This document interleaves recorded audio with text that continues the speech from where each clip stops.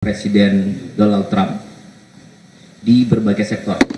Dan atas izin Bapak Presiden, pada pagi hari ini Bapak Menteri SDM, Bapak Bahlil Lahadalia akan menjelaskan secara lebih detail, lebih teknis, karena beliau adalah Menteri Teknis yang menangani langsung dan turut berkoordinasi secara langsung dengan lembaga dan satker terkait untuk mengenai isi dari perjanjian tersebut. Tentunya di bidang energi, sumber daya alam, dan juga perusahaan minyak nasional kita yang terbesar, Pertamina.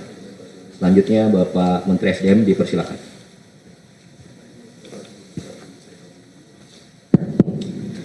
Baik, terima kasih Pak Seskap yang saya hormati Pak Lembaga dan satker terkait untuk mengenai isi dari perjanjian tersebut. Tentunya di bidang energi, sumber daya alam, dan juga perusahaan minyak nasional kita yang terbesar, Pertamina. Selanjutnya Bapak Menteri SDM dipersilakan.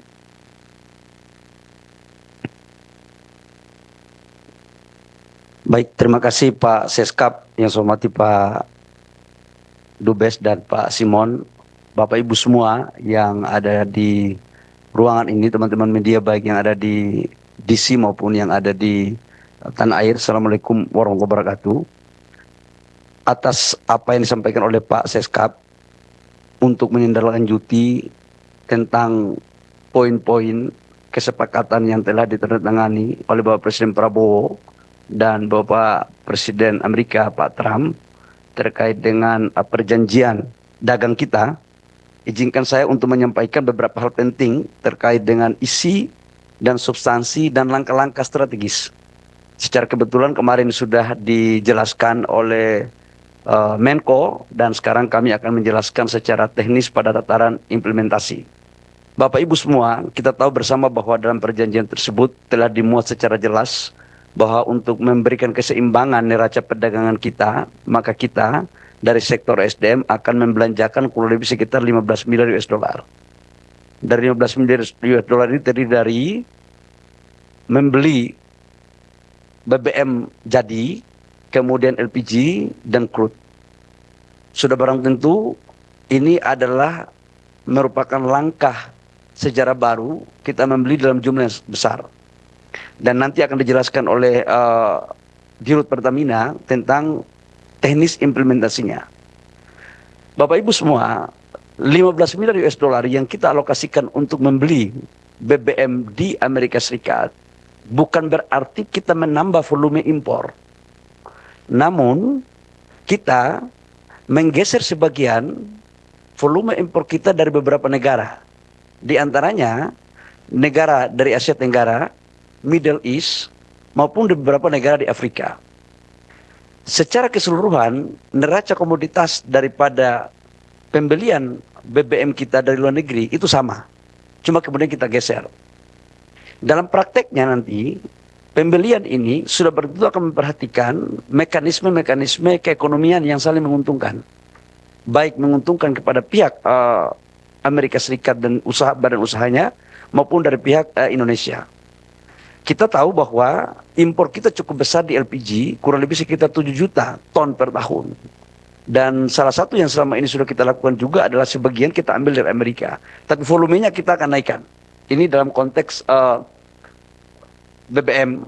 Dan dalam catatan kami, begitu kami mendapat arahan dari Bapak Presiden Prabowo, begitu 90 hari ke depan sudah selesai, maka langsung kita mulai tahapan eksekusi. Jadi ini langsung bisa berjalan, supaya tidak ada suatu persepsi yang berbeda dari teman-teman yang ada di sana. Yang kedua, kami juga menjelaskan tentang mineral kritikal. Bahwa Indonesia menganut asas politik bebas aktif dalam konteks pergaulan diplomasi luar negeri. Tapi juga Indonesia menganut asas ekonomi bebas aktif. Artinya, kita memberikan ruang yang sama kepada semua negara, termasuk Amerika dan beberapa negara lain yang akan melakukan investasi di Indonesia, khususnya di mineral kritikal. Dan ini sudah terjadi sebelum perjanjian ini pun sudah ada contoh seperti Freeport. Freeport itu perjanjiannya sudah kita lakukan dan mereka mempunyai konsesi secara baik mengikuti aturan, kemudian juga membangun smelter kurang lebih sekitar hampir 4 miliar US dollar, dan itu adalah salah satu smelter terbesar di dunia untuk pabrik tembaga. Nah, untuk mineral kritikal terkait dengan nikel, logam tanah jarang, dan mineral-mineral lainnya, kami telah bersepakat untuk memfasilitasi bagi pengusaha-pengusaha yang ada dari Amerika Serikat untuk melakukan investasi dengan tetap menghargai aturan-aturan yang berlaku dalam negara kita. Tapi kita juga akan memberikan prioritas untuk mendukung, memfasilitasi dalam rangka eksekusi, termasuk dalamnya ada investasinya. Jadi ini bisa bersama-sama. Jadi katakanlah mereka mau bangun smelter di Indonesia untuk nikel, kita akan dorong, kita akan kasih ruang yang sebesar-besarnya, sama juga dengan negara lain. Jadi jangan diartikan bahwa kita akan membuka ekspor barang mentah. Enggak.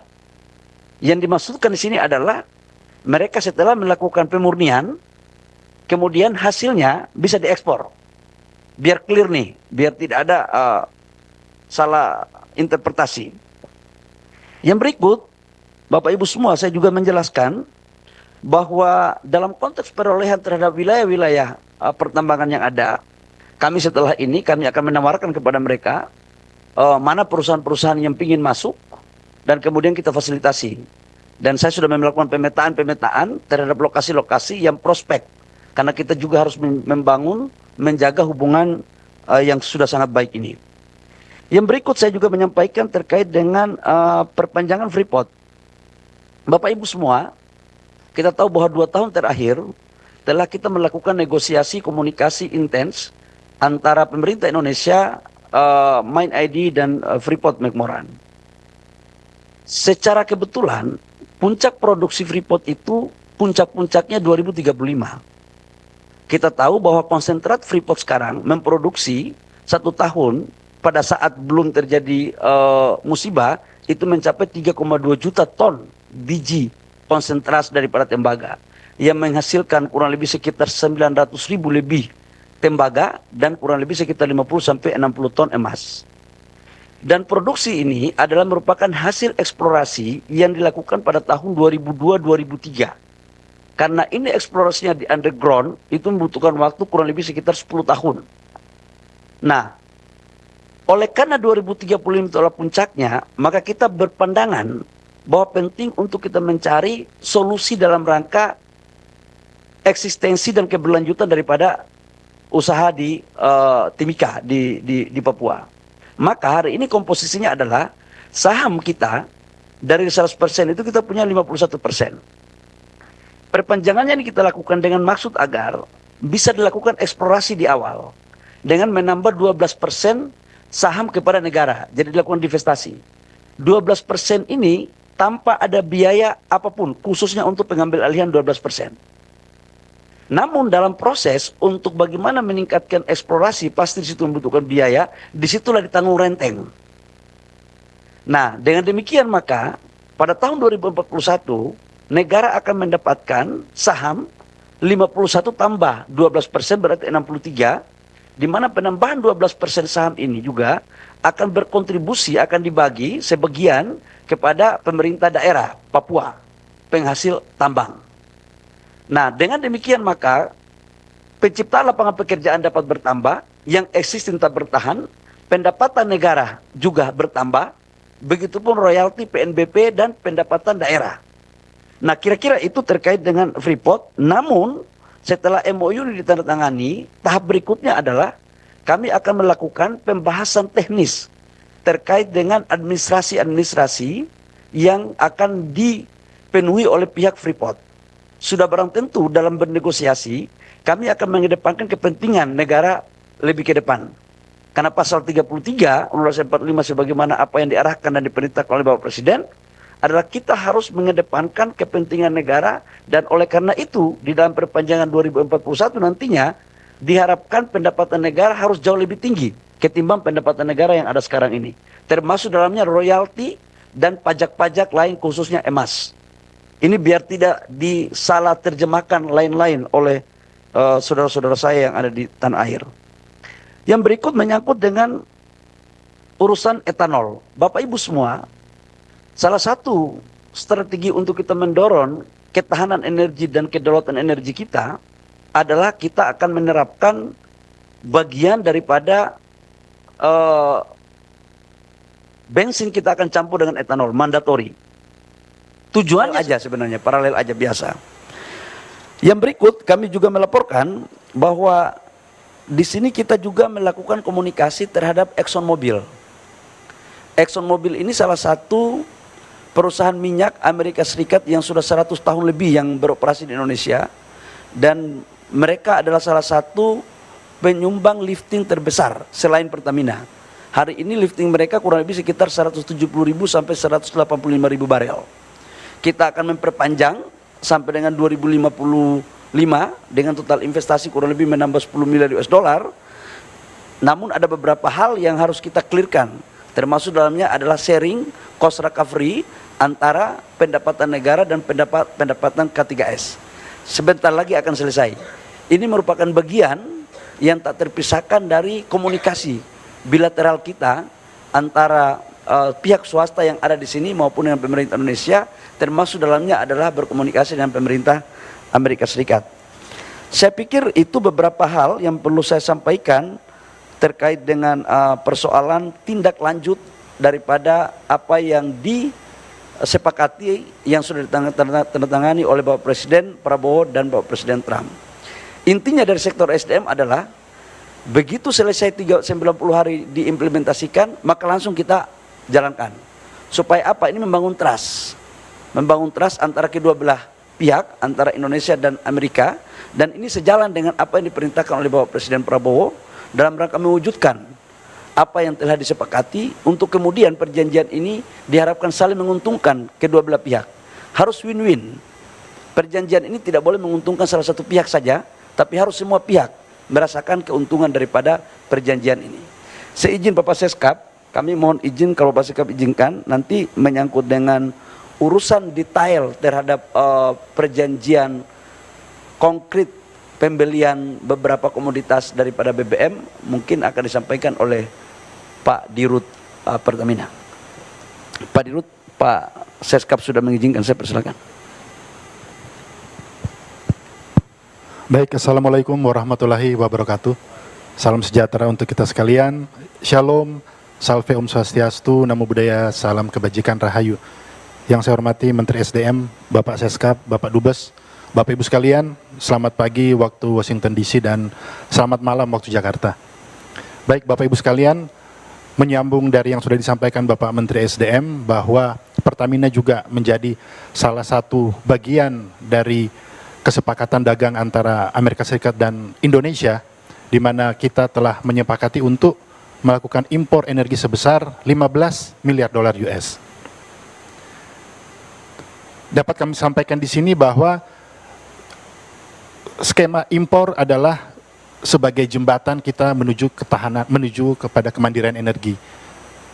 Pak Menteri SDM bersama seluruh jajarannya, kami di Pertamina serta seluruh K3S, SKK Migas, kami juga terus melakukan upaya-upaya agar supaya kita dapat meningkatkan produksi lifting kita yang kita mengetahui bersama kita mengalami natural decline dan tentunya butuh terobosan-terobosan serta inisiatif yang tentunya serta kerja keras yang lebih dari kita semua agar supaya kita dapat meningkatkan produksi dan lifting kita.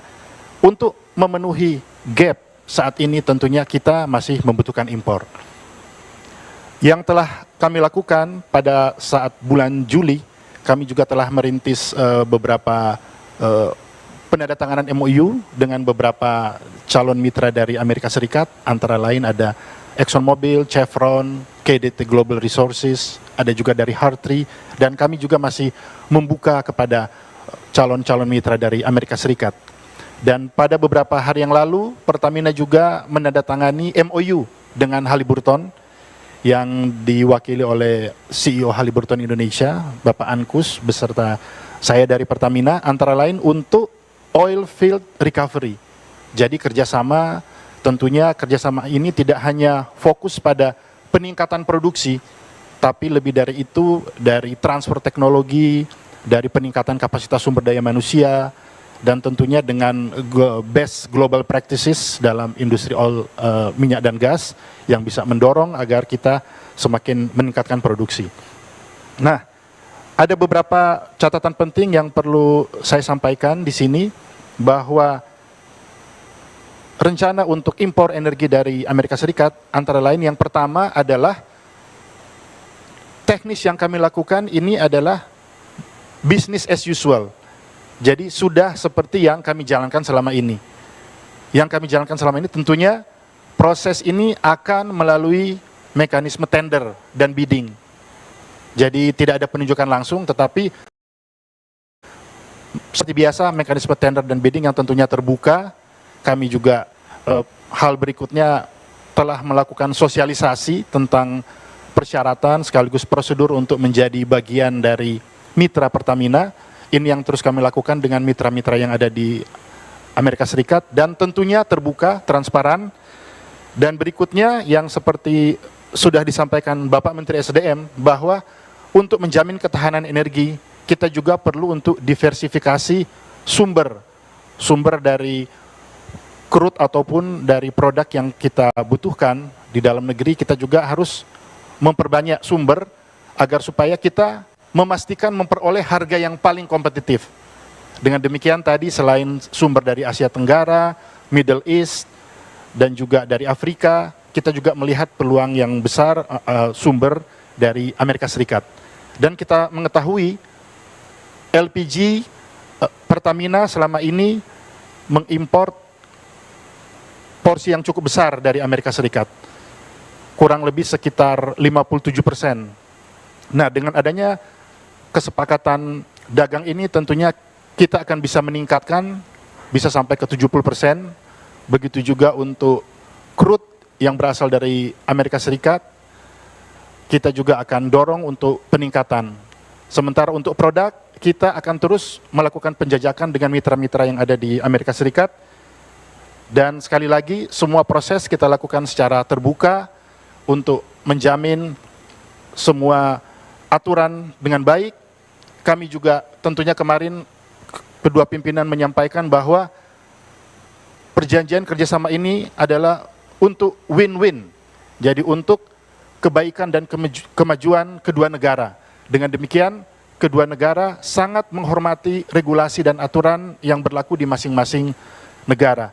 Dengan demikian, setelah kesepakatan ditandatangani, kita menunggu finalisasi dalam 90 hari ke depan. Tentunya Pertamina dengan berbagai masukan dari semua pihak yang tentunya peduli agar supaya proses dapat dilakukan sesuai prosedur, compliance sesuai aturan yang benar.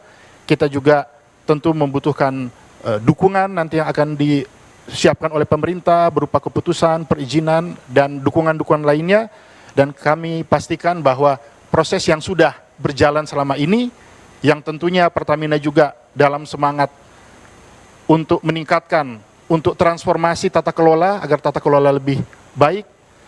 Dengan demikian kita berharap bahwa semua proses sebagai bagian dari kesepakatan dagang ini dapat berlangsung dengan baik, tentunya memberikan manfaat sebesar-besarnya untuk masyarakat Indonesia dan tentunya untuk mitra kita di Amerika Serikat. Terima kasih. Wassalamualaikum warahmatullahi wabarakatuh. Salam sejahtera untuk kita sekalian. Shalom, salve, Om Santi, Santi, Santi Om, Namo Buddhaya. Salam kebajikan, Rahayu.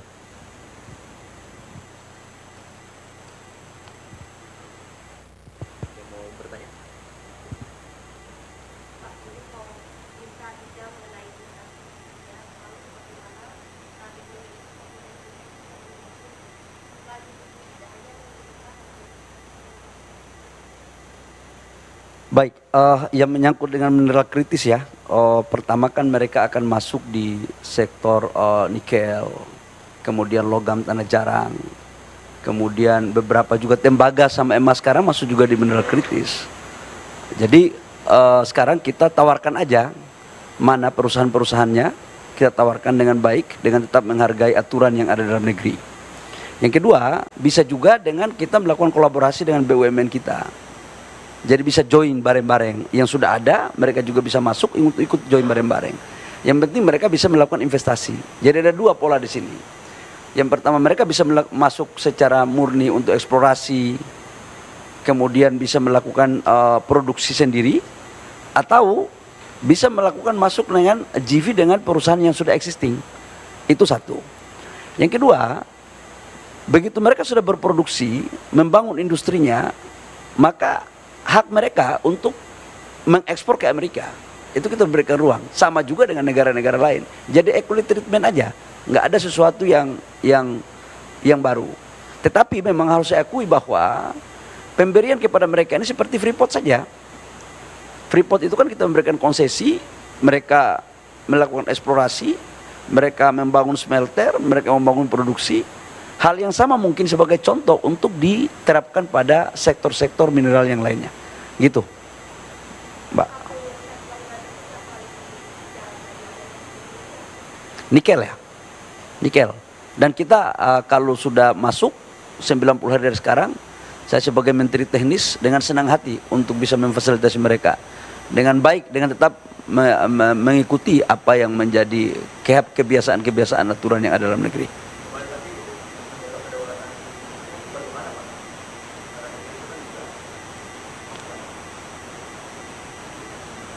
Ya, jadi mereka melakukan investasi itu membangun hilirisasi. Jadi jangan dipersepsikan bahwa membangun investasi ornya di bawah, nggak ada. Karena dalam konsensus itu kan adalah pemurnian. Pemurnian dimaksudkan itu adalah industri. Dan kalau dibawa ke sini kosnya mahal.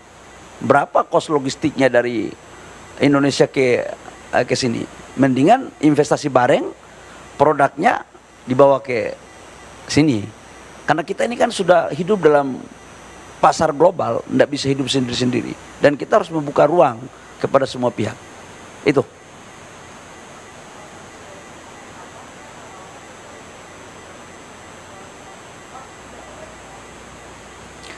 Kita memang ada mandatori.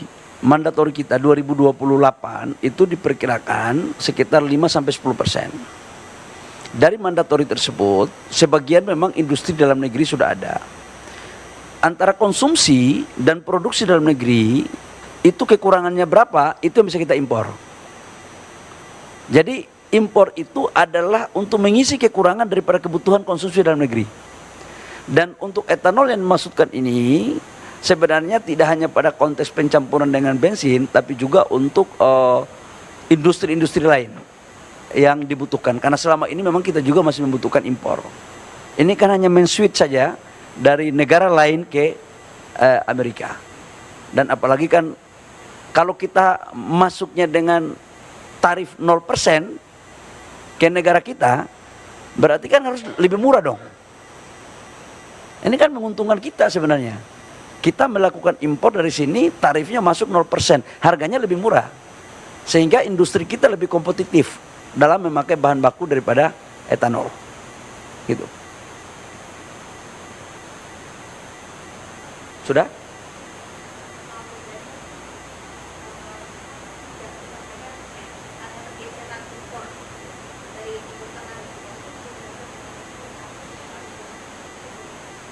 Saya akan menghitung kalkulasinya, saya akan membuat mandatori kepada Pertamina, nanti Pertamina akan melakukan impor. Kenapa Pertamina? Karena Pertamina ini adalah badan usaha milik negara terbesar. Bicara tentang BBM, itu bicara tentang cabang-cabang produksi yang mengasih hajat hidup orang banyak. Nah dalam konteks itu maka Pertamina akan diberikan amanah untuk melakukan impor. Berapa persennya kita switch dari Middle East atau di negara Asia Tenggara dan dari negara Afrika, nanti saya akan sampaikan 3 minggu terhitung sekarang. Volume untuk Amerika kita harus belanja 15 billion US dollar. Itu sudah final. Switch-nya dari mana-mana itu 3 minggu dari sekarang. Karena saya pulang saya akan hitung lagi. Sebagian pasti dari Asia Tenggara kita mungkin pangkas paling banyak di situ. Kemudian di Middle East dan beberapa negara di Afrika. Jadi kita akan prioritaskan untuk mengambil di Amerika dengan angka 15 billion US dollar. Dan tadi yang disampaikan oleh Pak Simon, kita juga akan membuat peraturan yang membuat mereka juga aman, nyaman. Jadi dengan maksud agar nilai pembeliannya itu nilai ekonomis yang kompetitif, yang saling menguntungkan antara kedua belah pihak. Itu ya. Silakan Pak, terakhir kalau boleh. Oh sama. Oh. Masih ada lagi nggak? Baik, kalau sudah tidak ada, terima kasih. Saya serahkan kepada Pak Seskap untuk mengarahkan lebih lanjut. Bapak Ibu semua, teman-teman media, baik dari dalam maupun luar negeri dan seluruh pemirsa, saya ucapkan terima kasih atas perhatiannya. Demikian daripada pemaparan kami terkait dengan kebijakan teknis dalam implementasi terhadap apa yang ditandatangani, perjanjian ditandatangani oleh Bapak Presiden Prabowo dengan Bapak Presiden Trump dari di DC. Terima kasih. Wabillahi taufiq wal hidayah. Wassalamualaikum warahmatullahi wabarakatuh. Saya kembalikan pada Pak Seskap.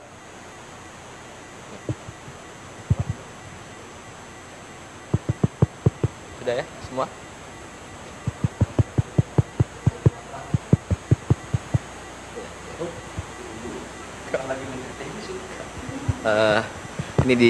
Oke. Jadi gini, selain topik yang dibicarakan Pak Menteri SDM, kemudian Dirut Pertamina, jadi kemarin itu setelah selesai, jadi Bapak Presiden melakukan bilateral dengan Presiden Donald Trump. Jadi kemarin ada lebih dari 15 kepala negara dan pemerintah gitu ya. Jadi kemudian satu-satunya kepala negara yang melakukan bilateral dengan Presiden Trump itu salah satunya dan satu-satunya adalah Presiden Prabowo. Kemudian di situ juga dilaksanakan penandatanganan langsung perjanjian yang mana saya mau ingatkan lagi, jadi perjanjiannya memang 19% menjadi 19% dari sebelumnya tahun lalu itu 32% menjadi 19% gitu ya. Itu satu. Kemudian yang kedua, ada tarif 0% untuk 1.819 produk unggulan khususnya di bidang pertanian dan industri, kopi, kakao, minyak kelapa sawit, kemudian semiconductor itu. Kemudian setelah pelaksanaan penandatanganan, kemudian Presiden Prabowo dan Presiden Trump melaksanakan pertemuan kurang lebih sekitar 30 menit. Tentunya banyak perbicaraan di sana dan kita tunggu. Mungkin dalam waktu dekat yang sekarang 19% ya mungkin ke depan akan menjadi lebih baik lagi untuk Indonesia. Kita tunggu saja. Itu aja mungkin. Ya, saya rasa cukup rekan-rekan semua. Terima kasih. Tadi Bapak Menteri SDM sudah menjelaskan secara detail, teknis, kemudian apa isi perjanjiannya, kemudian apa keuntungan yang diperoleh oleh Indonesia, gitu ya. Jadi terima kasih Pak Menteri, Pak Dirut Pertamina, Pak Dubes. Terima kasih rekan-rekan media semua. Terima kasih. Assalamualaikum warahmatullahi wabarakatuh.